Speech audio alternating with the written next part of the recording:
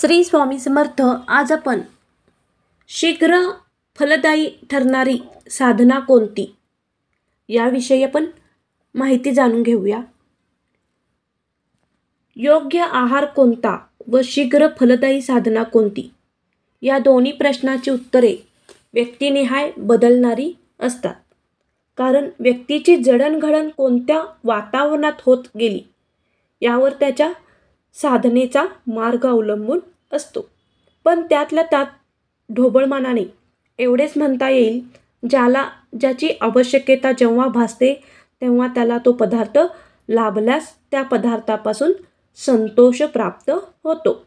त्यामुळे धर्म, अर्थ, काम, मोक्ष या चतुर्विध पुरुषार्थास अनुसरून ज्या व्यक्तीला पुरुषार्थ संपादन करण्यासाठी जी साधना अनुकूल वाटेल तिचा अवश्य स्वीकार करावा.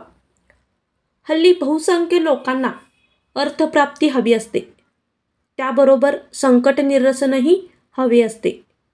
पूर्वापार परंपरेस अनुसरून ज्ञानी लोकांनी चतुर्विध पुरुषार्थास अनुसरून काही साधना सांगून ठेवल्या आहेत. त्यात काही एकेश्वरी आहेत तर काही साधना सर्वसमावेशक आहेत. एकेश्वरी साधनेमुळे शीघ्र फलप्राप्ती होते, पण अंगी दुराग्रह आणि परदैवत द्वेष भिनतो. सर्वसमावेशक साधनेमुळे फलप्राप्ती थोडी उशिरा होते, पण परदैवत द्वेष निर्माण होत नाही. सामान्यतः स्वतःच्या शरीराच्या शुचितेसाठी, स्नान संध्या, कौटुंबिक कल्याणासाठी, कुलधर्म, कुलाचार, देवपूजा, मनाची उन्नती व आध्यात्मिक विकास यासाठी सत्य अहिंसेचे पालन एवढ्या गोष्टी केल्यास व इष्टदैवत म्हणजेच आपले आराध्य दैवत म्हणून एखाद्या सत्पुरुषाची कास धरल्यास साधना शीघ्र फलदायी होते असे दिसून येते. हे सत्पुरुष तथाकथित आहेत किंवा सत्य आहेत याची प्रथम शहानिशा करून घ्यावी, त्यानंतरच कास धरावी.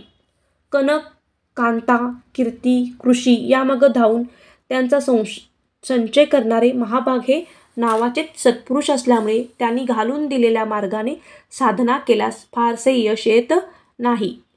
उलट अखंड चिंतनात मग्न असणाऱ्या, सर्वसंग परित्याग केलेला व विश्वहितात दंग असलेल्या सत्पुरुषांचा मार्ग अभ्युदय व मोक्ष यांची प्राप्ती करून देतो. कलियुगात गुरुमार्ग हाच राजमार्ग सांगितलेला आहे. अर्थात कुलदेवतेची व कुटुंबाची अवहेलना करून गुरुमार्गाचे आचरण करणारा साधक नेहमीच अपयशी ठरतो.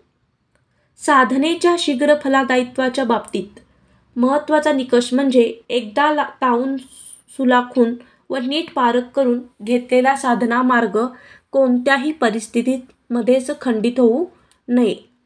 दररोज साधना मार्ग बदलणारे महाभाग अपयशी ठरतात.